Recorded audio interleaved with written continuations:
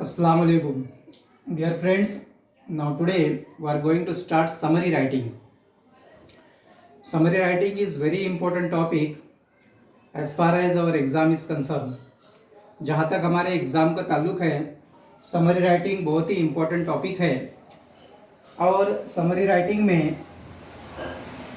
कुछ बातें हमको करनी होती है, कुछ बातें हमको नहीं करनी होती है.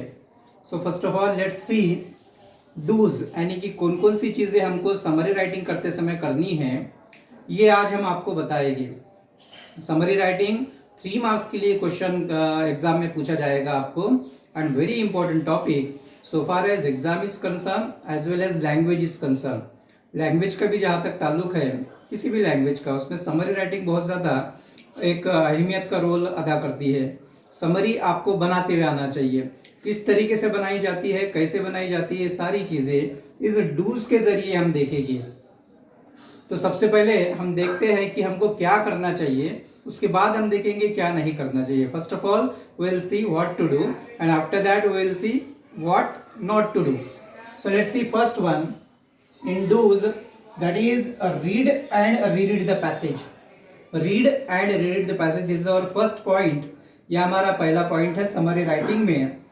तो आपको जब क्वेश्चन पेपर मिल जाता है या कोई भी कॉपी आपको मिल जाती है, टेक्स्ट आपको मिल जाती है, so first of all you have to read it and read it. आपको उसको पढ़ना है, दोबारा पढ़ना है and then understand the passage. After that you have to understand it. Read करने के बाद में एक बार, 2 बार रीड करने के बाद में आपको पैसेज को अंडरस्टैंड करना है. देखिए पहली चीज कौन सी है, पहली चीज ये है कि आप उस पैसेज को अच्छे तरीके से पढ़ ले, रीड कर ले, एक बार और भी रीड कर ले, then try to understand the passage. उसके बाद में आपको पैसेज को अंडरस्टैंड करना है. What is given in that passage, उस पैसेज में क्या दिया है, what is the theme of that passage, उस पैसेज का थीम क्या है, ये आपको अंडरस्टैंड बाद में करना है. After that find exactly what you need to summarise. उसके बाद में आपको ठहराना है कि आपको समरी किस चीज की करना है. पूरे पैसेज का आपको पूरा पैसेज एज इट इज नहीं लिखना होता है. समरी राइटिंग बोले तो उसका 1/3 एटलीस्ट आपको करना होता है.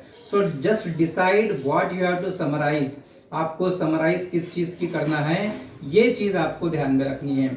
सबसे पहले चीज तो आप पैसेज पढ़िए, एक बार पढ़िए, 2 बार पढ़िए. उसके बाद में पैसेज को आप अंडरस्टैंड कर लीजिए. उसके बाद में समरी आपको कौन सी चीज की बनाना है, कैसे बनाना है, ये ठहरा लीजिए. Then form short sentences of your own. उसके बाद में पैसेज जो होता है एटलीस्ट 15 लाइन का, 15 सेंटेंसेस उसके अंदर होते हैं. उन 15 सेंटेंसेस को try to form short sentences of your own. अपने खुद के शॉर्ट सेंटेंस तैयार करने की कोशिश कीजिए. It is a language based question. जिसकी लैंग्वेज अच्छी होगी, जिसका ग्रामर अच्छा होगा, जिसको कंस्ट्रक्शन करते आती होगी, he can do it very easily. ऐसा वो शख्स, ऐसा वो स्टूडेंट वेरी इजीली, बहुत आसानी के साथ में उसको बना सकता है. तो इसके लिए आपको रीडिंग करना बहुत ज़रूरी होता है. जब आप रीडिंग करते हो तो आपकी बहुत सारी प्रॉब्लम सॉल्व होती है. सो पहला हमने कहा था रीडिंग, उसके बाद में अंडरस्टैंडिंग, उसके बाद में समराइज कौन सी चीज़ की करना है वो, उसके बाद में form short sentences of your own. अपने खुद के ही शॉर्ट सेंटेंसेस आप तैयार कीजिए. उसके बाद में connect the sentence using linker. Sentence passage के अंदर बड़े बड़े होते हैं, उन बड़े बड़े सेंटेंसेस को पूरा ना लिखते हुए लिंकर्स की मदद से उसको जोड़िए, यानी कि कनेक्टिव की मदद से उसको जोड़ने की कोशिश कीजिए. सेंटेंस शॉर्ट हो जाएगा. सेंटेंस शॉर्ट हो जाएगा, ऑटोमेटिक आपकी समरी होते चले जाएगी. So try to use the linkers. Linkers का इस्तेमाल करना शुरू कीजिए. देन 6th पॉइंट और is that remove redundant words. Sentence में रिडंडेंट वर्ड्स बहुत सारे आते हैं. Now what is this redundant words. अभी रिडंडेंट वर्ड्स क्या होता है. रिडंडेंट वर्ड्स ऐसे कुछ वर्ड्स होते हैं जिसका कोई मान ही नहीं होता वहां पे सेंटेंस में यूज करने का, लेकिन फिर भी लिखे जाते हैं. जैसे कि एक सेंटेंस में राइट डाउन द पैसेज, ऐसा मैंने कहा राइट डाउन द पैसेज. अब यहाँ पे डाउन नहीं भी मैं बोलता, राइट द पैसेज भी मैं कर कहता, सो दैट इज सफिशिएंट, वो सफिशिएंट होता. उसी तरीके से एडेड नोट्स, एडेड बोनस, ये जो वर्ड्स है, ये वर्ड्स नहीं भी अगर हम लिखते हैं, जैसे कि एडेड बोनस है, अब एडेड बोनस में अगर हम बोनस नहीं भी लिख रहे हैं सो ऐसे वक्त में उसके जो सेंटेंस का जो मीनिंग है वो मीनिंग एज इट इज रहता है, यानी कि मीनिंगलेस वर्ड्स को फिर से दोबारा ऐड करने की जरूरत सेंटेंस में नहीं है। तो वो जो होते हैं इनको रिडंडेंट वर्ड्स कहते हैं। तो इन रिडंडेंट वर्ड्स को आप सेंटेंसेस में से निकाल दीजिए, उसको लिखने की जरूरत नहीं होती है। Then next one is omit details.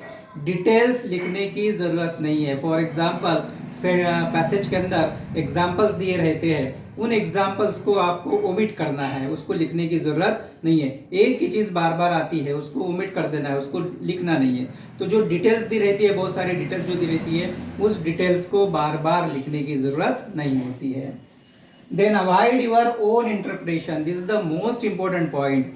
अपना इंटरप्रिटेशन उसके अंदर, अपने ख्यालात उसके अंदर डालने की जरूरत नहीं है। क्या होता है कि ऑलरेडी और पैसेज इज लेंदी, हमारा पैसेज जो रहता है काफ़ी ज़्यादा लेंदी रहता है, हमको उसको समराइज करना है, हमको उसको शॉर्ट करना है। अब अगर हम उस पैसेज को शॉर्ट करने के लिए अगर अपना इंटरप्रिटेशन उसके अंदर डाल दे रहे हैं, so automatically that passage, the length of the passage would increase, उसकी जो लेंथ होगी पैसेज की इंक्रीज हो जाएगी। तो अपना इंटरप्रिटेशन डालने की जरूरत नहीं है। Never add your own ideas, thoughts और एक्सप्रेशंस इन दैट पैसेज, उस पैसेज में अपने खुद के ख्यालात, अपने खुद के फीलिंग्स, इसको डालने की जरूरत नहीं है।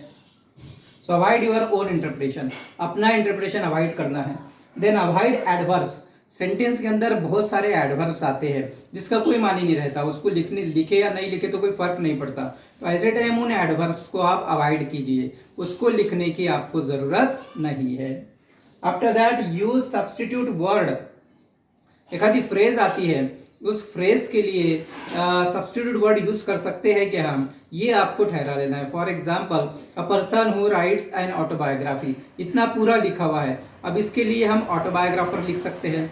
A person who teaches, a person who teachers के लिए हम टीचर लिख सकते हैं। तो ऐसे कुछ सेंटेंस में, ऐसे कुछ पैराग्राफ में फ्रेजेस आती है, उन फ्रेजेस को आप अवॉइड कर सकते हो क्या, वो देखिए। अगर अवॉइड कर सकते हैं तो उन फ्रेजेस को आपको निकाल कर उसके बाद में वो एक वर्ड जो होता है उसको आप सब्स्टिट्यूट कर सकते हैं। After that make simple sentence.